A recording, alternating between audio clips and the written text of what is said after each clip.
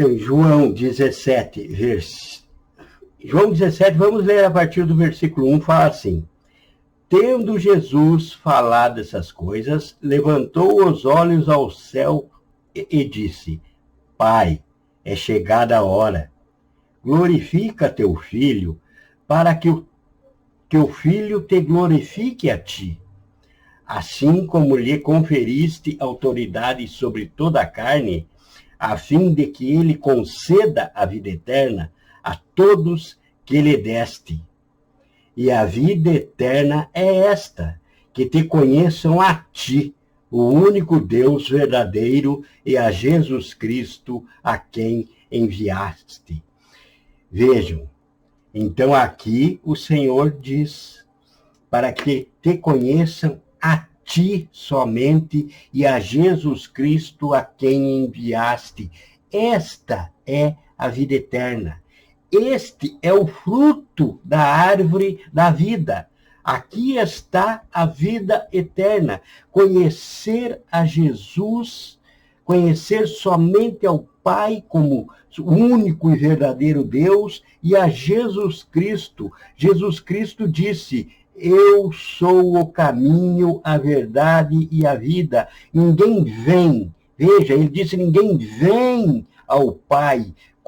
Quando ele diz vem, ninguém vem ao Pai, é porque ele já estava no Pai. Ele próprio é o Pai. Então ninguém vem ao Pai a não ser por mim. Esta é a vida eterna. Então, quando Jesus diz em João 3 a Nicodemos, necessário vos é nascer de novo, é isso que Jesus está falando. Você vai ressuscitar aquele espírito que morreu por herança lá na queda, lá onde Satanás venceu aquela batalha espiritual com Eva e Adão, e mortificou o espírito do homem, que agora está sepultado no homem, e em cada homem que nasce, em mim, em você, em nossos filhos, todos nascem com o espírito morto em si, e é necessário vivificá-lo, nascer de novo e conhecer e reconhecer a Jesus Cristo como único Salvador. E aí, então, você tem direito à entrada na vida eterna. Então, todos que vêm ao mundo são destinados à vida eterna. Para isso você foi criado. Agora, há que se saber o seguinte: de todo jeito será a vida eterna. De todo jeito é vida eterna. Ou é o tormento eterno nas coisas do mundo, quem adorar mais o mundo do que o Senhor, ou é a vida eterna. São somente dois caminhos: justiça, paz, alegria, gozo no Espírito Santo com Jesus Cristo, ou tormento eterno no lago do fogo com o diabo, com o falso profeta, no inferno. Não há outra alternativa. Agora, então, nós estamos aqui frente a essa palavra para que, pela fé nessa palavra, possamos renascer, possamos vivificar o espírito que está morto em nossos corpos e alcançar a vida eterna. Mas se eu entendo, se eu recebo o Senhor como meu Salvador, então eu vou ter uma transformação. Ninguém que conhece o Senhor e o aceita como seu único e suficiente Salvador, continua a mesma pessoa que era antes disso. Automaticamente você aceitou o Senhor, e o Senhor, que conhece o teu íntimo, realmente reconhece que você o aceitou. Ele vê lá no teu íntimo, não no exterior. Deus não é como o homem. Deus não vê o seu exterior, como você se veste, como você anda, como você se penteia, nada disso. Deus olha para você, ele olha no seu íntimo. E então, quando o Senhor realmente nota, entende que você o aceitou como Salvador, que você creu na palavra da salvação, você recebe o dom do Espírito Santo.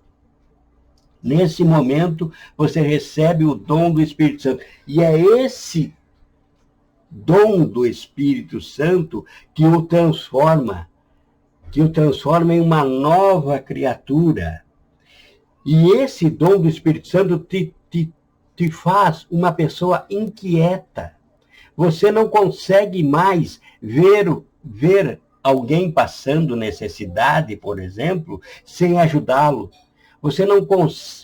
Tudo que você quer de bom para você é o que você vai querer de bom para o teu próximo.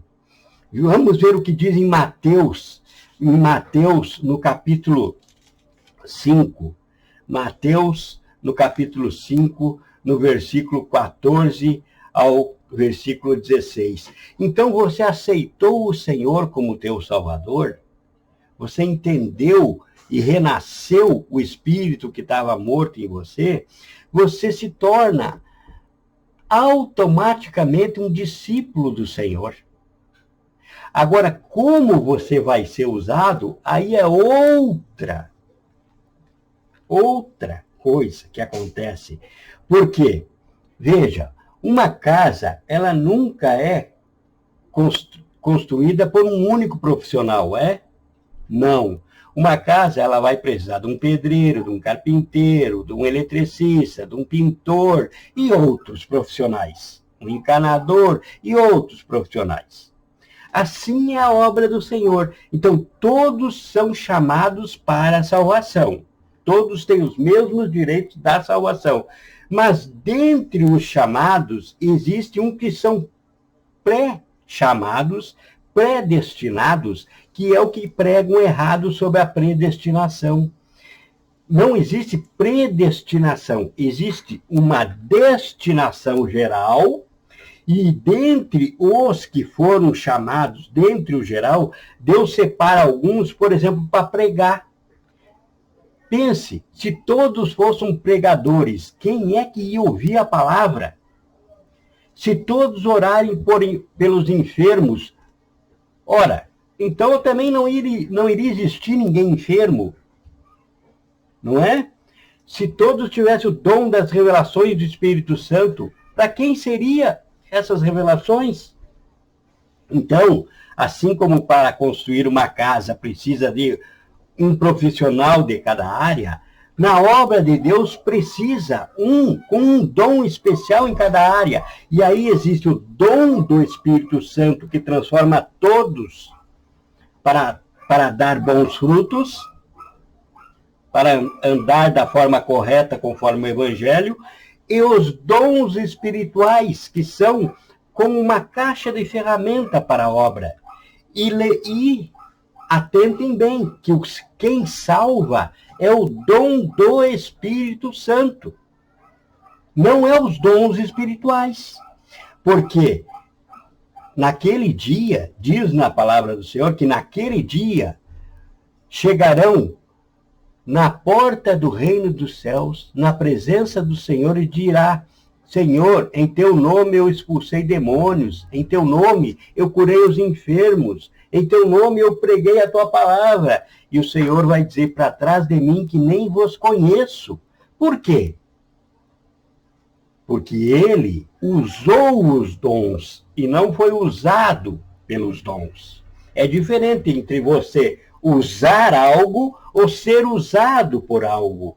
Nós devemos ser usados pelo Senhor e não usar o Senhor. Então, muitos recebem um dom do Espírito Santo, mas acabam se perdendo a sua alma, mas mesmo assim o Senhor continua usando aquele, porque os dons do Espírito Santo são sem arrependimento. Não há arrependimento. um pregador a quem Deus deu o dom da palavra, vai continuar com o dom da palavra. Por quê? Porque através dessa ferramenta, Deus vai salvar outros, mesmo que a própria ferramenta não se salve. Então, dons do Espírito Santo é uma coisa, dons espirituais é uma coisa e dom do Espírito Santo é outra. Dom do Espírito Santo salva, porque transforma o homem em amor, e ele reverbera, ecoa isso ao próximo, e dons espirituais é as ferramentas usadas para a obra do Senhor, que não é o que salva.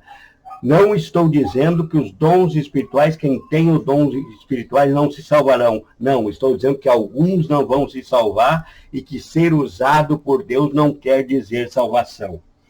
Mas os discípulos são a luz do mundo.